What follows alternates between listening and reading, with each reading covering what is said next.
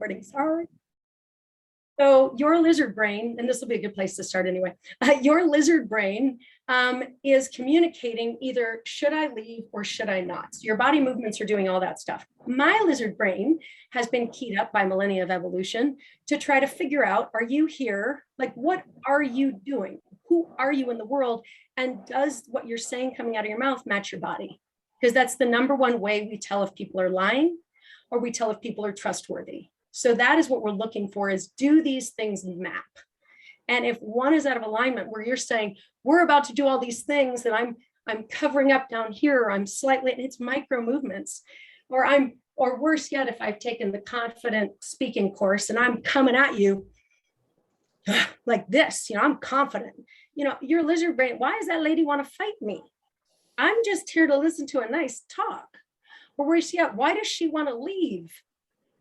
She really wants to leave. And what that does is that will actually occupy a part of my brain that would be listening to your speech. So when they do studies about recollection of what people said from a speech, if I'm really communicating all sorts of things, half the surveys will talk about my body language. And I was trying to figure out was she nervous? Was she scared? Was she angry? My brain is churning, trying to figure out your body. So I'm not listening to your words.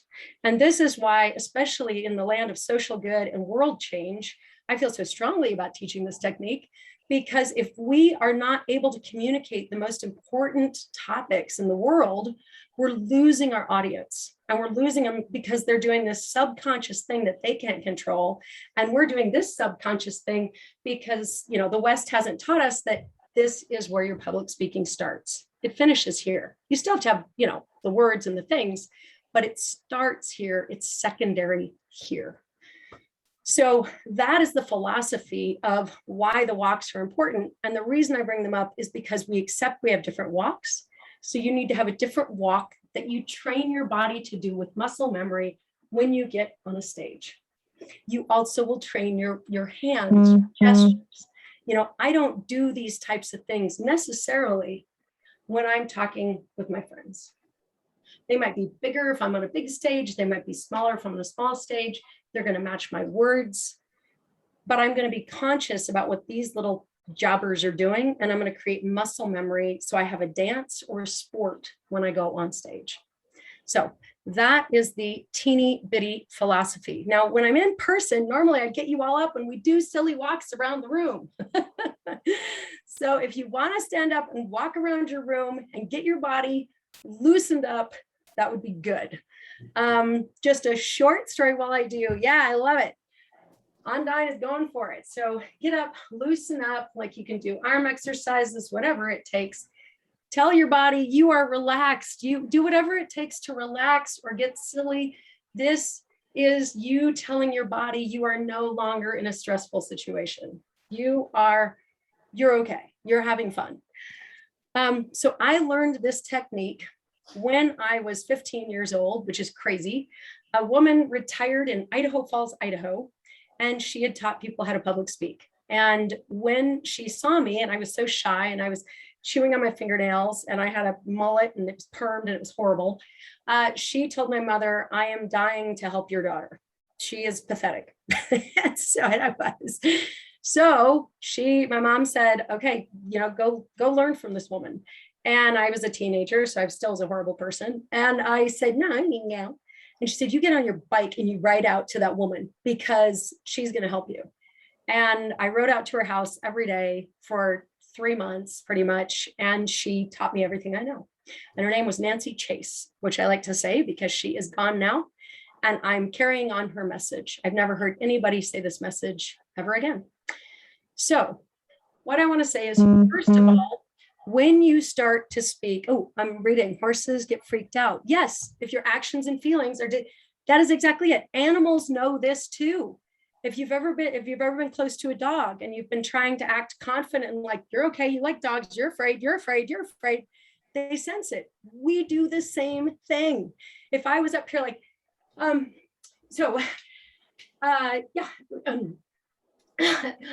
me get some more. you would all know. Now, there's nothing that's not shameful.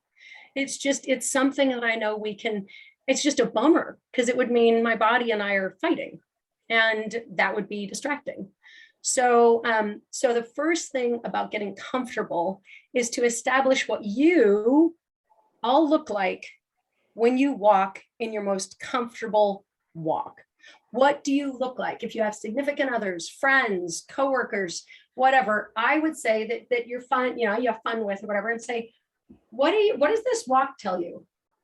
And then try to pretend you're taking a stage. Don't say a word. Don't say a word. Then maybe do another walk and say, what does this tell you?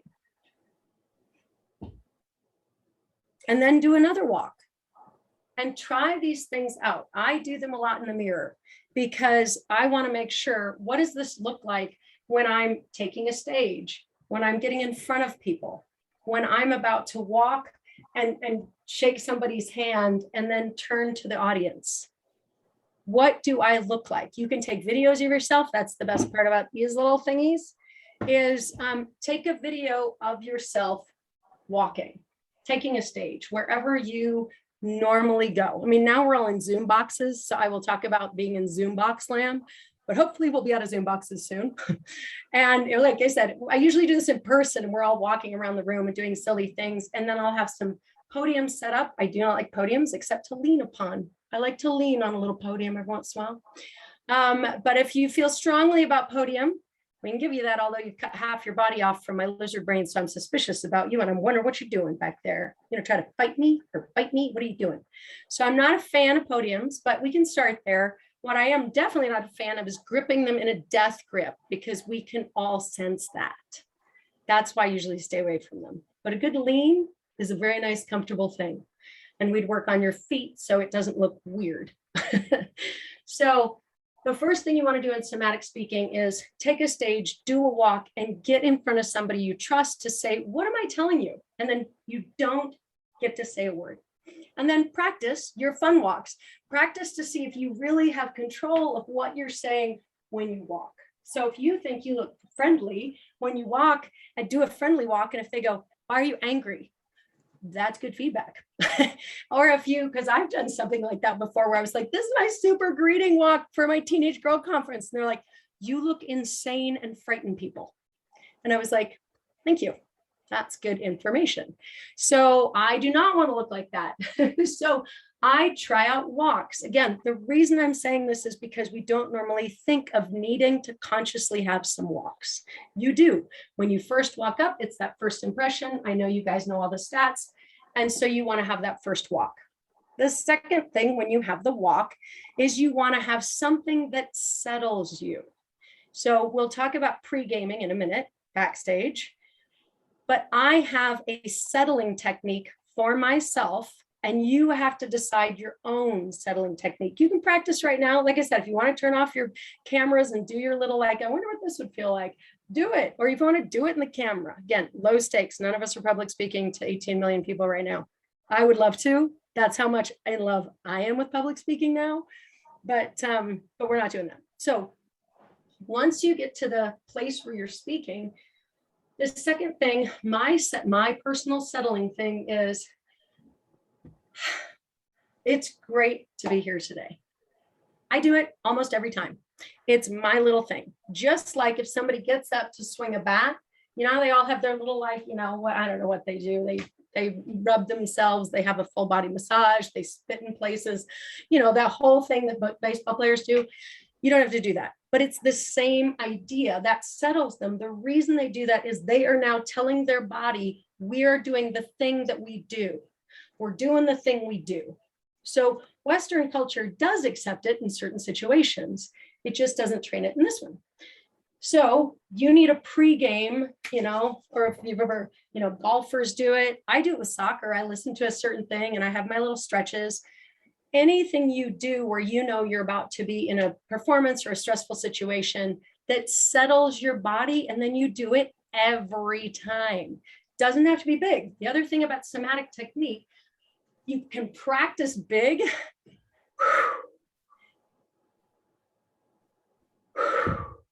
When you get on stage, your body still remembers it's small. Welcome. Welcome, everyone.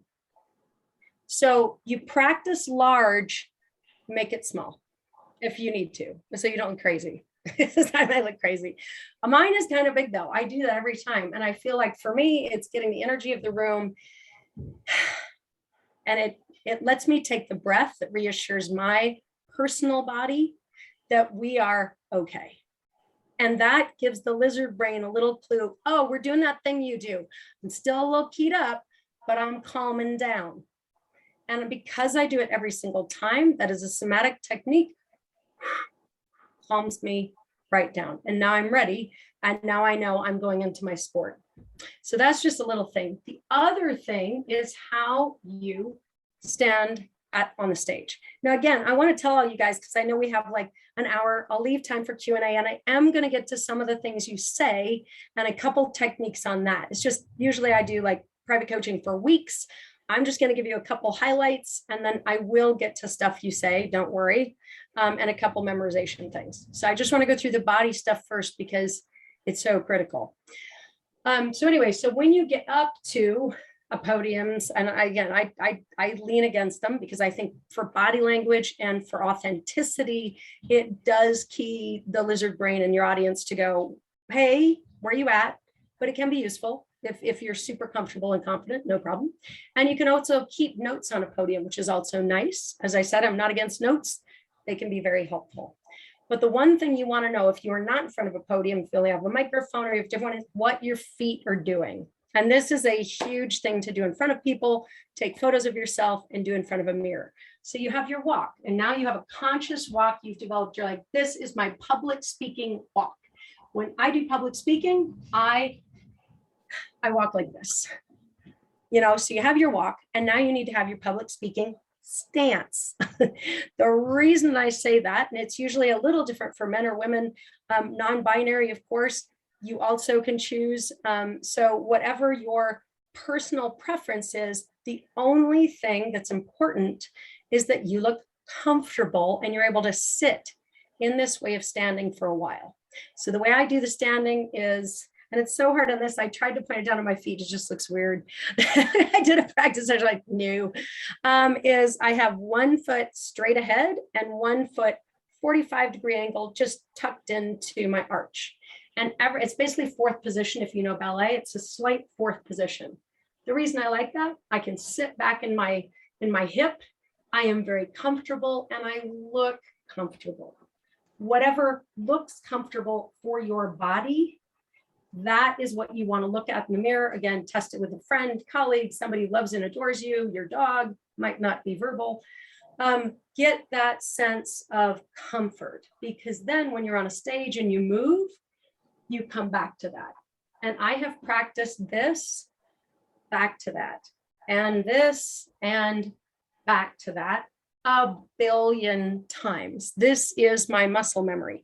My feet, if you ever see me speak, and I actually just did a big speaking gig in Vegas at Cvent, always, and I was looking at my feet, I'm like, yep, they do it every single time. I have practiced that. The reason for me and my body, again, somatic technique is very personal to what looks good with you, is I don't like the way I look when I stand with my feet straight at the audience. The other thing is you can seem aggressive, especially for women. And again, I don't want to put too many gendered things on there because things are all sorts of fluid and dynamic right now, but text it out with your friends and see. When I stand like this, I'm sporty, I work out, and I have gotten responses from my friends. They're like, yeah, you look like you're gonna fight me. So I don't want to stand like that. So I consciously am just a bit at the side, relaxed, and I'm enjoying myself. And so is the audience. And I just go back to that. You do want to have some consciousness around what your feet are doing, because again, the lizard brain is going to work on your feet to do whatever it thinks it needs to do. If it's about fighting, it will put you in the fighting stance that you have, because it will be like, and that's where that confident thing goes that I worry about, because if it's false confidence, it can come off as fighting. And that's not great. The other thing your feet can do is your lizard brain might want you to run away. And you can watch people's feet, which is fascinating. If they are nervous, you can see they start to tend to go like this the longer they're speaking. And your subconscious is picking that up because they want to run away. They want to leave now, as soon as possible. The other thing is the hands. We'll talk about that in a second. So you've got your walk, you're settling in into whatever comfortable stance you have. The best part about finding a comfortable way of standing, and that's why I like my 45-degree. If I work with men, sometimes I'll tell them to pull the foot out a little bit up here. Again, men can look, if you want to have an aggressive talk for men or women or non-binary, then the good news is you've got a great conscious way of doing it. If you want to fight your audience about something, you do a straight foot stance, you do this, you're fighting. And sometimes maybe you want to do that, climate change. We got to change this, maybe that's what you want to say. If you don't, then you want to get that comfortable stance and something that makes your shoulders go down and sink in. And now these jobbers. The other thing, yes, cultures 100%. And you do have to adjust sometimes based on what that culture or how that culture, again, views different genders, views different people in different roles. And there absolutely has to be deferential to that walk. Again, where I would say any sort of confident fighting stance in most cultures, I have not worked in all, is not perceived well. Now, some cultures may want to do it, which is why that kind of confident Western thing that gets taught a lot can be really off-putting to cultures. But being comfortable is usually great. Now, with cultures, this is where these come in very, very, are very important, is your gestures and what your hands are doing. Because hands in cultures can be very offensive. And so this, again, you have to have your walk, you have to have the way you want to stand and be comfortable, and then you have to train and practice, frankly, on what these are doing. Again, left to their own devices. We always call it the fig leaf and the bikini hold or whatever this is. That is where your hands will gravitate if you are nervous, if you're very afraid. And it doesn't have to gravitate a lot. It can just barely creep in, and my lizard brain will know what you're trying to do. That can also be somewhat offensive in cultures. So again, a reason to practice gestures. The other part of gestures that's great is it can really help your talk. But I'll talk about that in just one second. The one thing I want to say about gestures more and with hands is you have to have a resting place for them. Just like I have my resting stance and I practice it. And I do practice this. People think, oh, it's just going to come natural, great public speaker. You watch people, their feet do whacked up things because I watch public speaking. I mean, I produce events all over the world. I am backstage with some of the biggest speakers in the world. And I watch them, I study them, and I'm like, that is hilarious because everybody does these things if they do not practice and become a comfortable speaker. These things need a place to land. So when you're not using them, they have to land somewhere. You do not want them landing like that. You don't want them landing like this. You don't want to fight anybody. And so you pick your resting gesture. Mine actually, for the most part, is above my waist. Again, thinking about cultures and things like that. It's clasped. I never point specifically because of culture issues on that. Pointing almost universally is not a great thing to do. And again, you might accidentally do it if you don't have these things worked out and you haven't practiced with them. And you might be like, I didn't point. I mean, I've even heard people, I videoed them and they're like, you shouldn't point. I never point. I never point. And I'll show it to them and it just pops out. So you want to make sure no pointing. So that's why you want a place where they land and they sit. Mine just land here. They land a little bit to the side when I'm not using them. They come back here. Sometimes I have an open hand. Open hand is nice. And then I'll make a gesture. I'll do a thing. They'll come back. And then I do a thing and they come back. Whatever it is for you. The thing I'm stressing here is it has to feel comfortable for you or it's not authentic. If you don't have gestures you normally use or you're faking it, then that's just the same as an inauthentic place to stand. So all of these things, very critical, very important. And again, people who just say, I just walk up there and speak and they just accept me as I am. I see a lot of people speak and I get a lot of interesting surveys, and that is not normally how people take folks who aren't somewhat conscious about what they're doing. Other part about gestures that I love to focus on is that these things can actually create more impact. And again, we're in social good, we're trying to change the world. So let's actually add to what we're saying as opposed to detract. So this has all been kind of almost mitigation, like making sure we turn our lizard brain. We're in a safe space.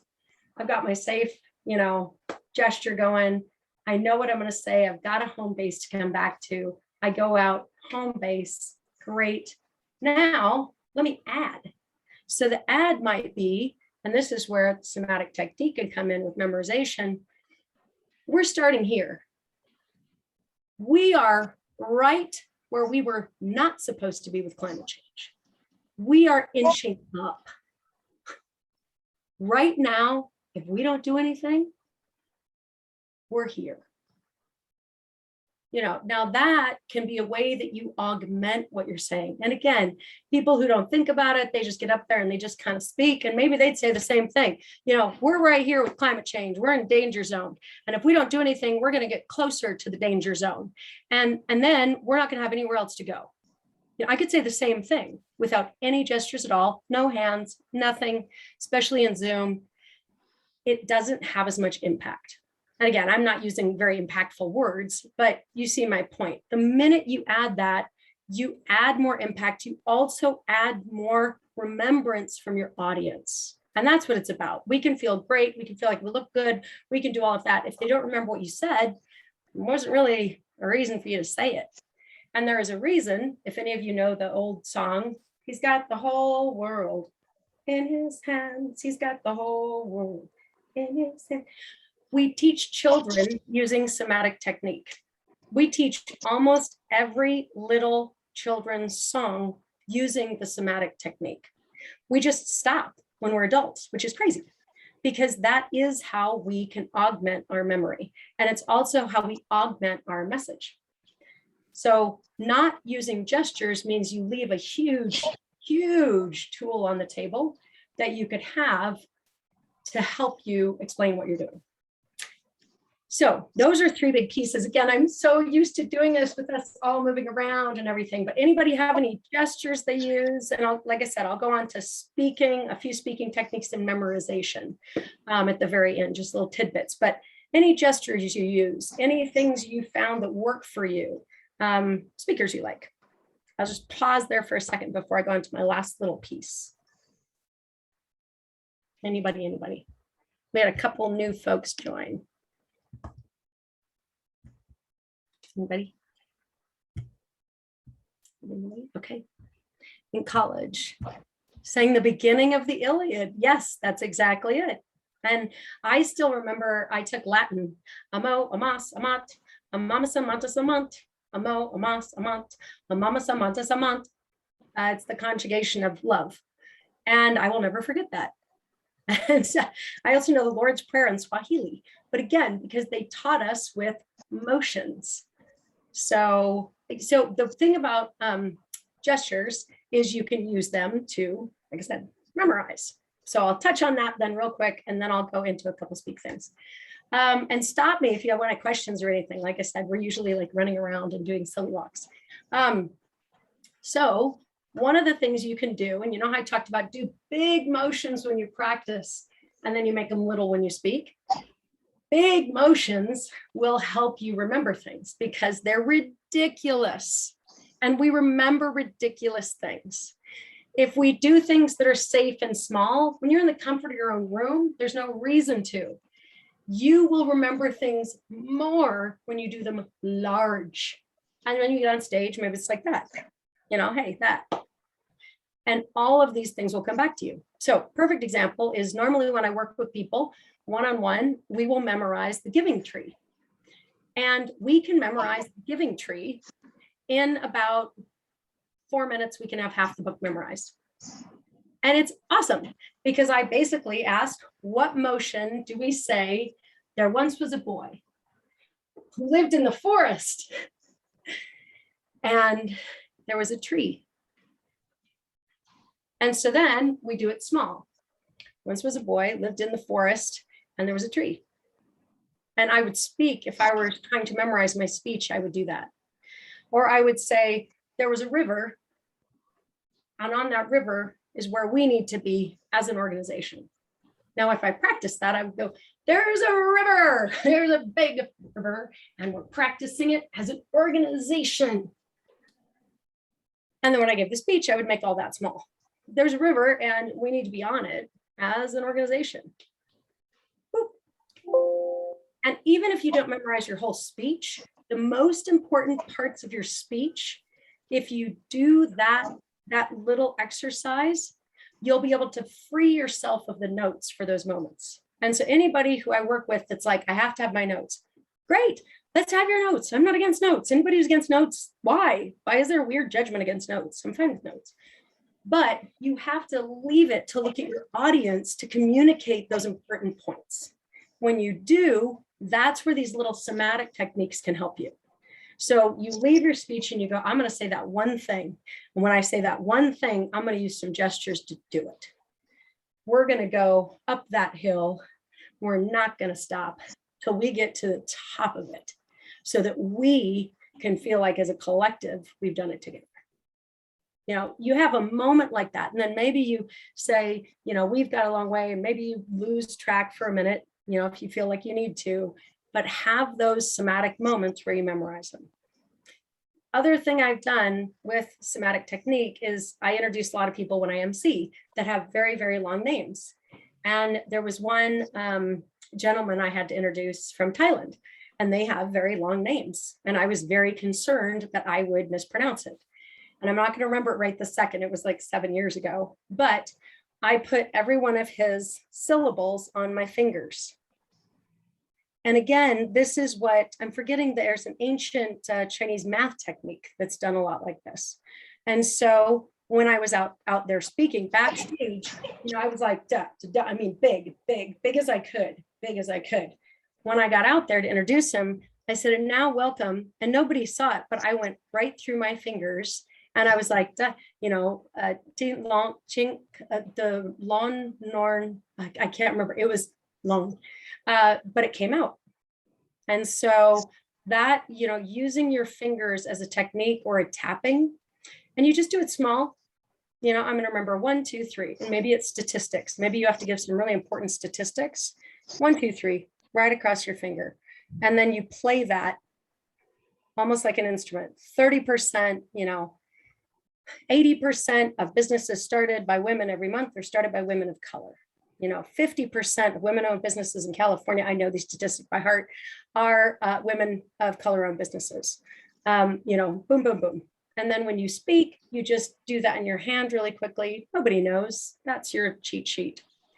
So that's another way to use anything somatic. So last thing, I like the dancing. Yes, dancing. And then the last thing I'm going to give you too, and then I want to open up further questions, is speaking. So everybody always says, yeah, but what am I going to say? So what I like to do is in any situation, and again, this is to calm you. Your lizard brain has to be so happy by the time you get up to that place to speak, or by the time you turn on your Zoom, whatever you're going to do.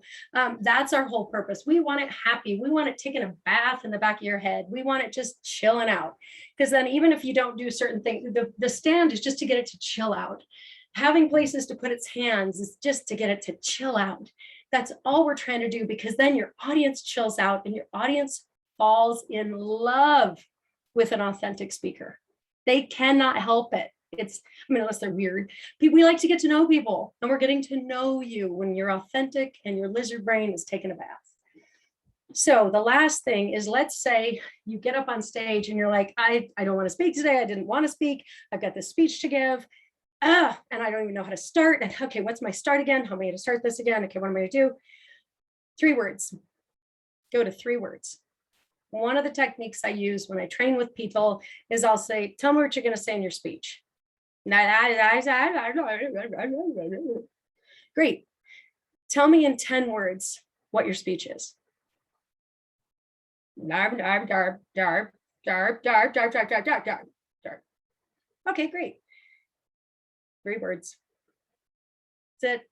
That's all you get. What you'll find, I worked with a woman who worked in an organization that was about preventing genocides. So you want to talk about serious. And again, we started silly because you got to get comfortable in your body. Serious topic.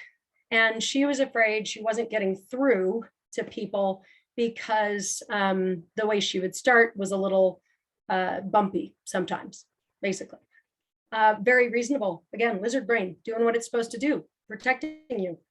And so we talked about what she was going to talk about, da, da, da, da, da. And then we did the 3 words exercise. And she said, cannot happen again. I was like, boom. So I said, when you are in doubt, no matter what, if you want to calm your lizard brain and also get that boost of, I'll use the word, even though you guys know I don't like it, but you'll get that boost of confidence. And she did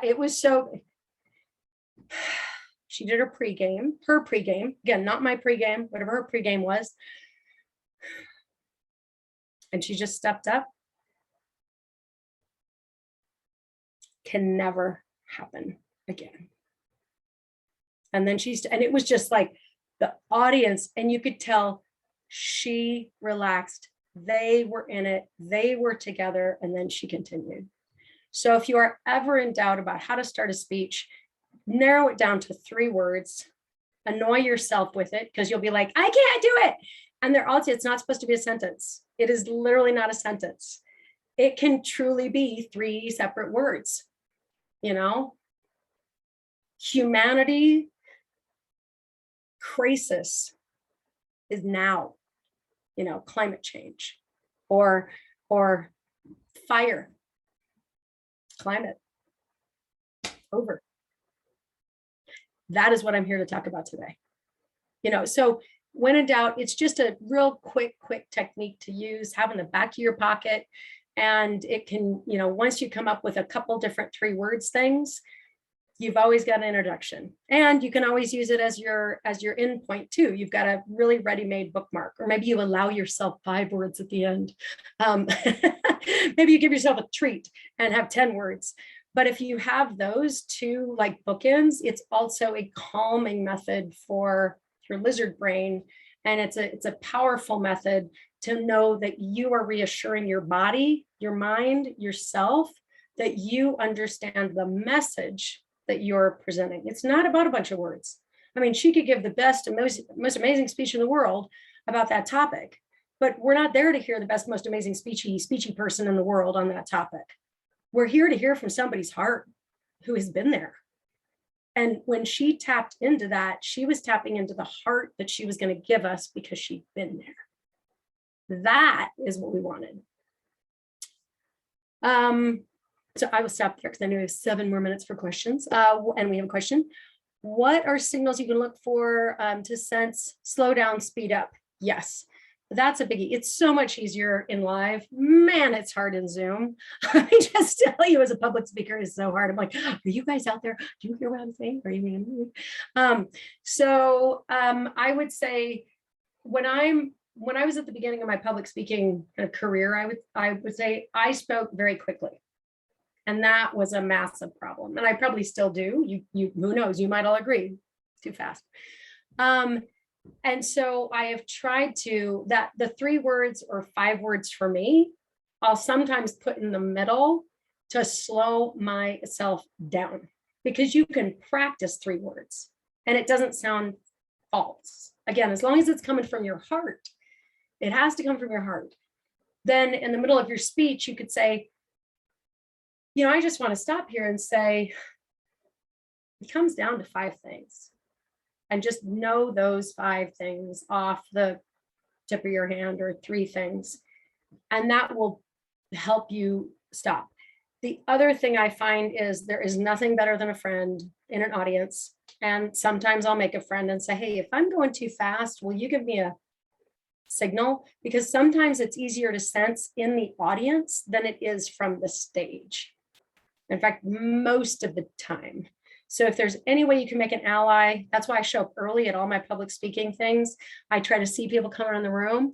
And if I feel like I don't have a staff member there or somebody else, I might grab someone and say, I sometimes go a little quick. Could you just give me a high sign if you think I'm losing people, or speed it up if I'm taking too much time? That's a biggie. So, and again, there's nothing like giving a speech to yourself in the mirror. And with Zoom is great, for better or worse. Zoom is awesome. I have self-recorded myself before because, again, I teach this financials and economics course at San Diego State. The first year I lost them all. So that was not good. So now I have taped myself and I watched myself, and I've been able to self-correct a little bit. It's a constant learning process. So let's see, any other, because I would love to know, is this landing helpful? We got 4 more minutes. People, reactions, things. I mean, I just fit in what I normally do in 6 weeks with an individual. Oh, good. I got a reaction. Yay. In, an hour. Normally we work on walks, then oh, good, thank you. We work on gestures. We work on all this stuff. Yay. Thank you. But I think my biggest message is just, comfort. How should the average bear prepare for a specific speech? Yes, very good question. The first thing I would say with an average bear, I love that, is, write your big talking points. I am not a fan. How long? Yeah, I would say, it depends on how nervous you are and where you're starting and how complicated the topic is, or whether you know it really well.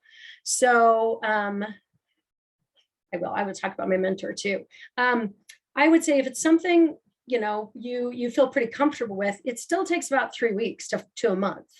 That's about what I do for a speech that I haven't done before. And I speak a lot, but I want to think through my talking points, because the one thing, and again, this all comes from being backstage and work with prime ministers, queens, big social entrepreneurs have done on my stage.